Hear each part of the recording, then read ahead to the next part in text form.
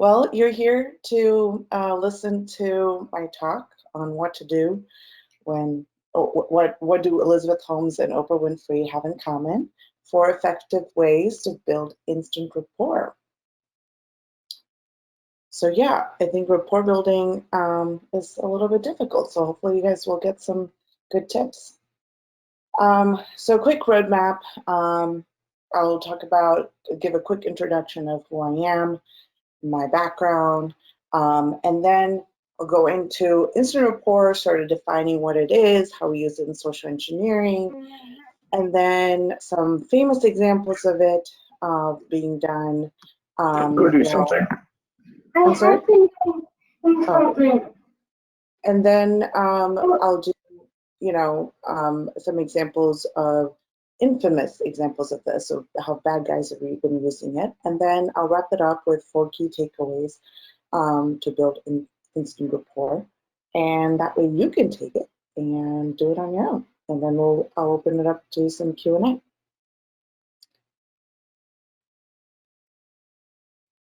So yeah, so I am Krittika. I am a red teamer. So basically what I get to do every day, my job is I get to be a bad guy for the good guys. I get to test out all the ways, threat actors can basically intrude your network or hack their way into your network, and I get to educate my company that way. I've been part of DEF CON as well as DerbyCon SECTFs. I've had the chance to win the DerbyCon SECTF, which was a really cool experience. Highly encourage folks to get involved in SECTFs. And that's where I think I really was able to get more interested in social engineering as a whole.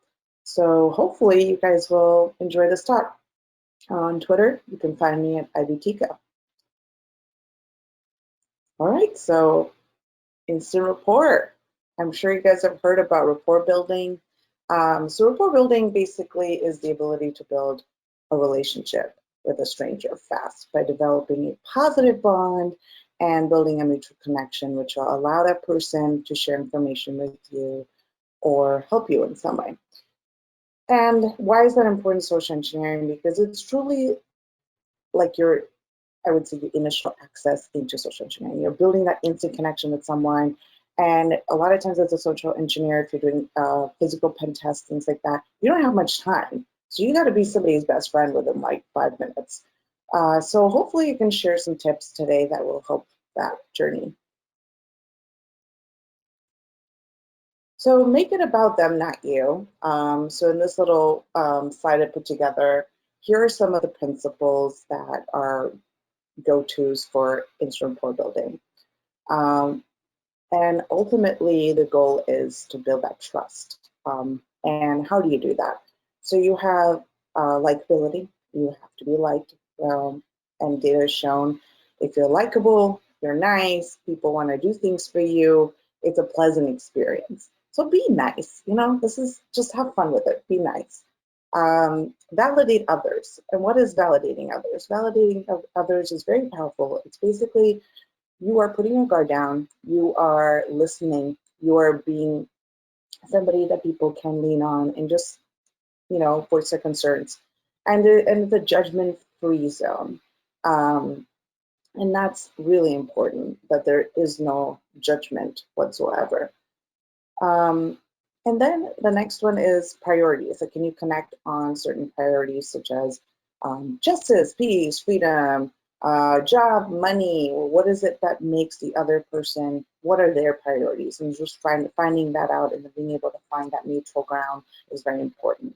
Then you have acts of service or sympathy. So acts of service is doing things for each other. So as humans, we like to do things, but we're also hoping to get something in return or be rewarded for it. And that's something that a social engineer can really tap into.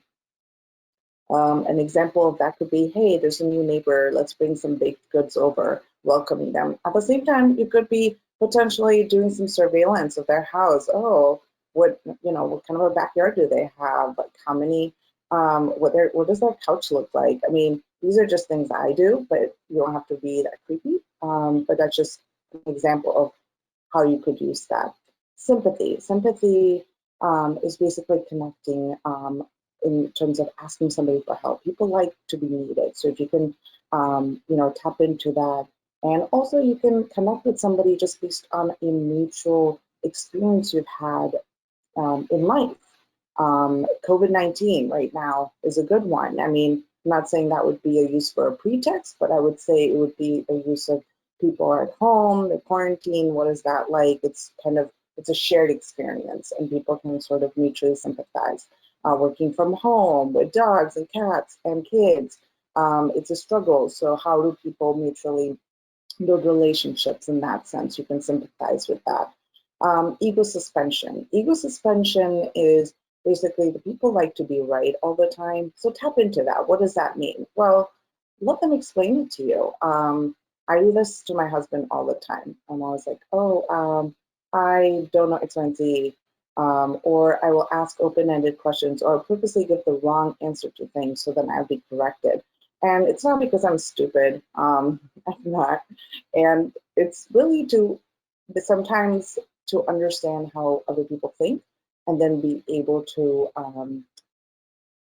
find a way to either tune your answers or pivot that will be more in the way that they want you to be like. So sometimes it could be easier if you're in a conflict or things like that. Sometimes you suspend your ego, you can gain that neutral ground.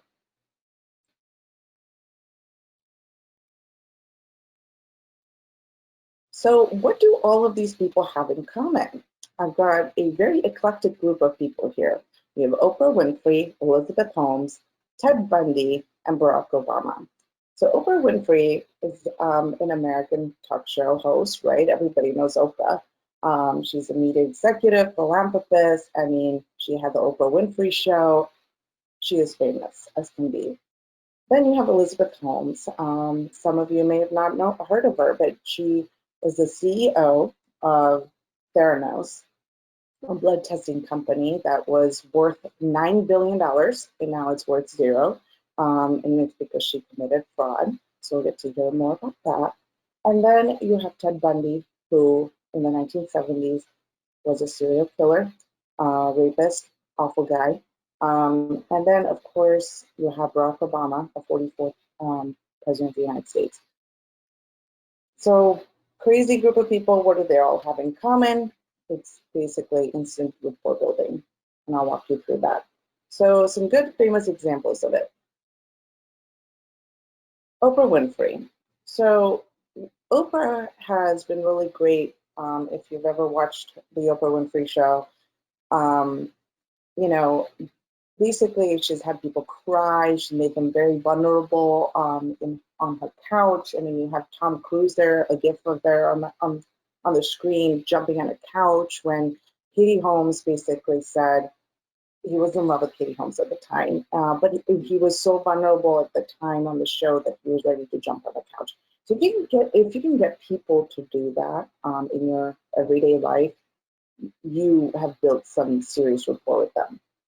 So one of the things Oprah does really well, acts of service, validation, empathy, ego suspension.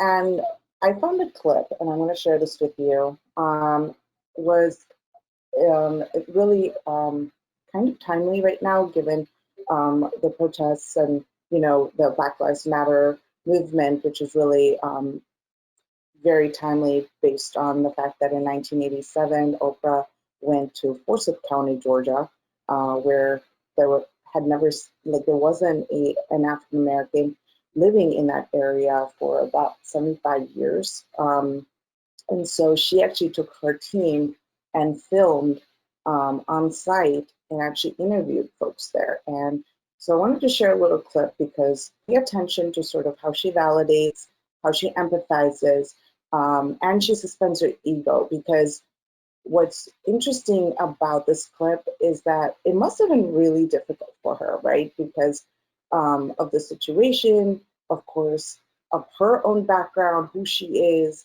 and it's easy to get offended. But in this case, she doesn't, and she's very objective, which is what lets her build that rapport and build membership, get membership into a community that she would probably find hostile. So I I hope this works. Let's see. I don't believe that people of other races have the right to live here.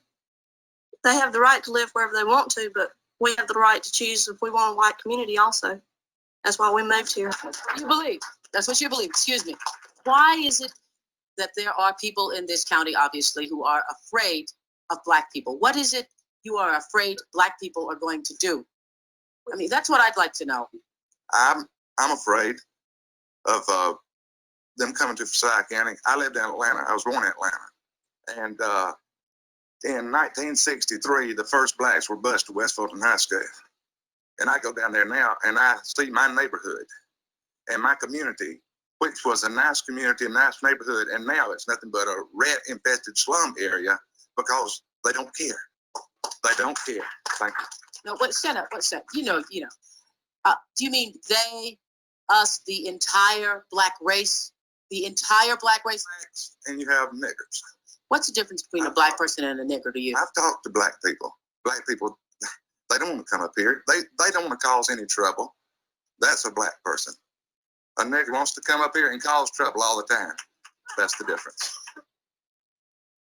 Okay, so there is some intense language there, and I apologize, but the whole purpose of sharing this candidly is, one, it was an experience. It was in 1987, and it is a tape show that Oprah did. But at the same time, I think in today's context, it's really important to realize that, one, this is history, but two, we're sort of going through that movement again, and some of these issues have not necessarily resolved themselves, but for the purpose of the talk, it's about how can you build rapport with almost anybody in this world, regardless of your background.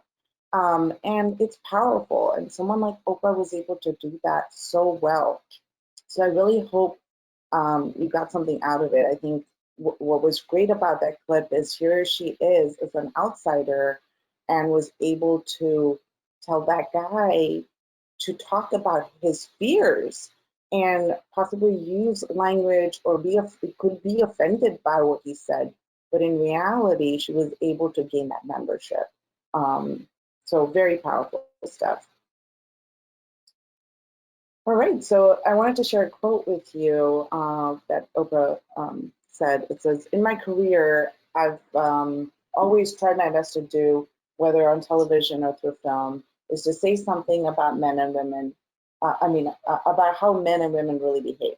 To say how we experience shame, how we love, how we rage, how we fail, how we retreat, persevere, and how we overcome. I've interviewed and portrayed people who withstood some of the ugliest things life can throw at you. But one quality all of them seem to share is an ability to maintain hope for a brighter morning, even during our darkest nights." And I think that's really powerful, because I think what she's able to do is have that common priority of a brighter morning that people are willing to share their most vulnerable moments. All right, now let's go to the dark side. So Elizabeth Holmes. Elizabeth Holmes uses validation, social proof, and authority really well in her instant rapport building. What was she notoriously known for is becoming CEO of Theranos, a company that basically claimed that a small drop of blood is all you need to do a lot of testing for various different diseases and things like that. So, which was not true. It was the technology itself failed and it didn't work, but she had a lot of people convinced. And that's really the purpose of the example I want to use here in the talk. So she used validation because she was able to, hear people out, judgment-free, but she also understood who the people in the tech industry were, like Steve Jobs. She mimicked the style of Steve Jobs, wearing turtlenecks. She even lowered her voice a few octaves so that she would sound like him. I mean, she basically became him. And had that imagery kind of run through where folks were convinced she was going to be the next Steve Jobs. I mean, she had magazine articles like Forbes and Inc.com saying the next Steve Jobs.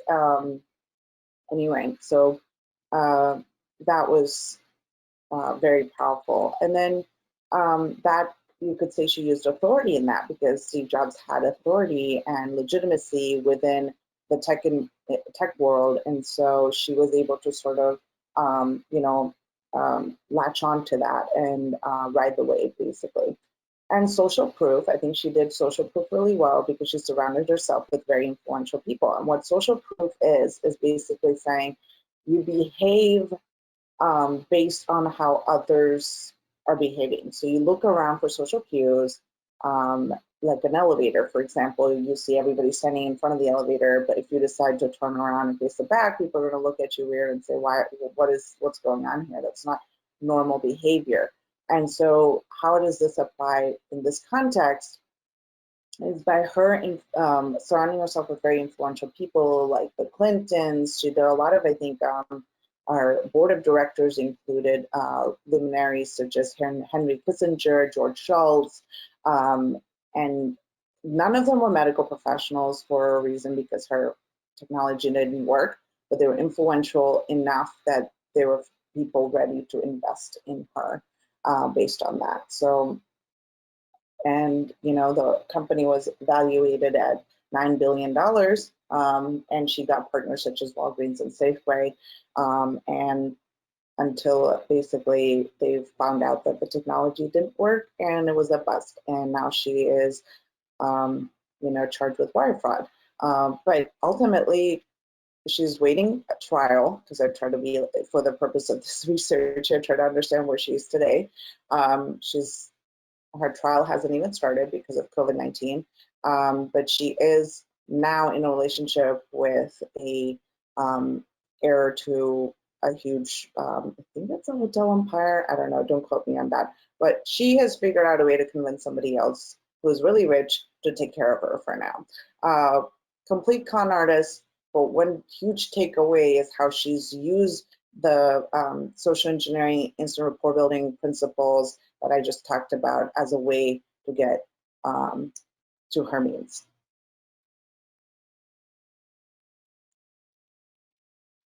So next up is Ted Bundy. What can we learn from him in terms of instant rapport building? While doing this slide, I was really creeped out. I mean, he's a scary character. He's a serial killer, rapist, necrophiliac, all of those things. So even just putting this slide together scared me. But let's take the time to hear about his actual tactics. So he used sympathy, manipulation, authority, and something called the Bundy effect.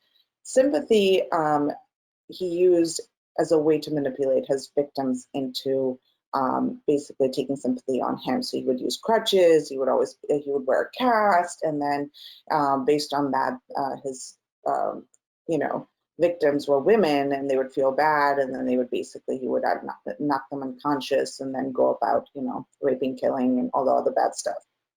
But the crazy part in all this is I would never recommend using manipulation, because that's, again, a negative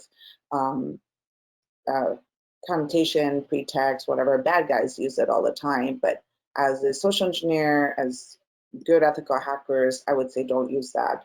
But he also used authority, and authority is also something I try to stay away from. And authority in this case, he used it as he impersonated police officers because he knew people would respond to authority. And it works. If you decide to use, pretend to be somebody's boss, for example, or use a pretext in social engineering about somebody's going to get fired, it's going to work. Now, whether you want that to come out on the other end positively, that's not going to work in that sense, so I would stay away from it, but it's good to learn. So Bundy was known for his good looks. I think it's a 70s good looks, but he was known for his good looks, intelligence, charm, and that is really what got him to, people said he almost was like a celebrity during his trial, and he was very conscious of what he was doing. He majored in psychology.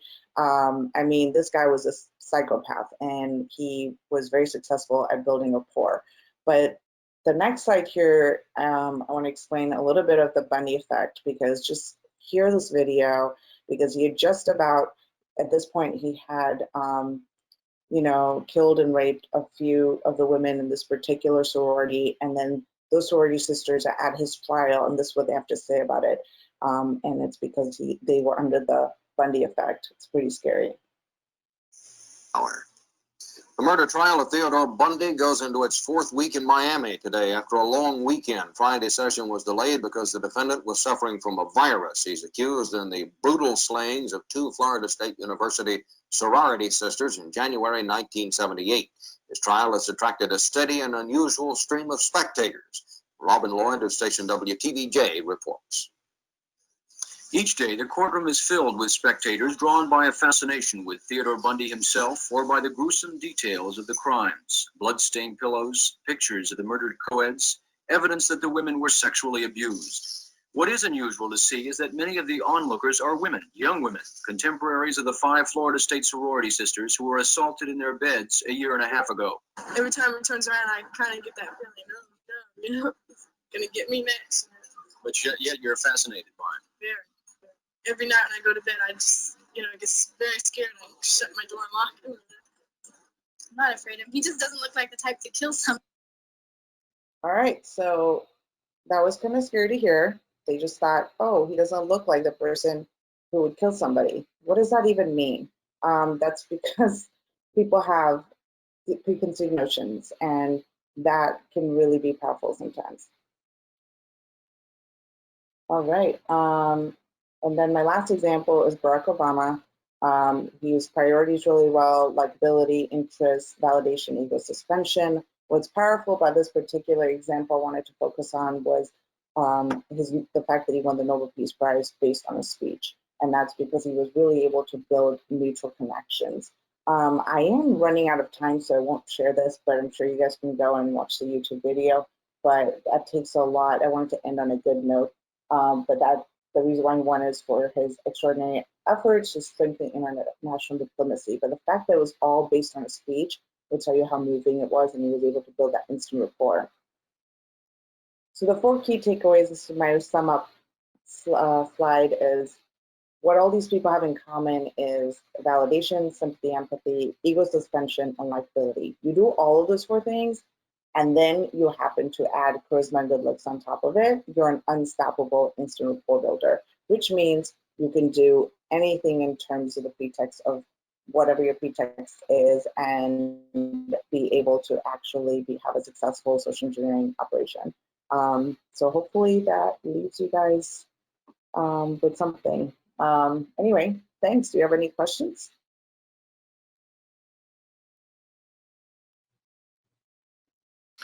We have some folks typing in the channel now. We'll wait to see if anyone has any questions. There were some comments about turtlenecks and the inability to get a good quality black turtleneck last fall, thanks to Elizabeth Holmes.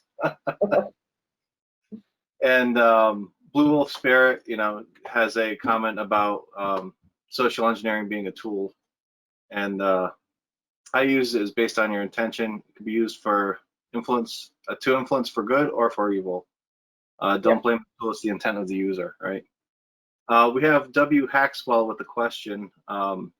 What questions do you like to use to build rapport?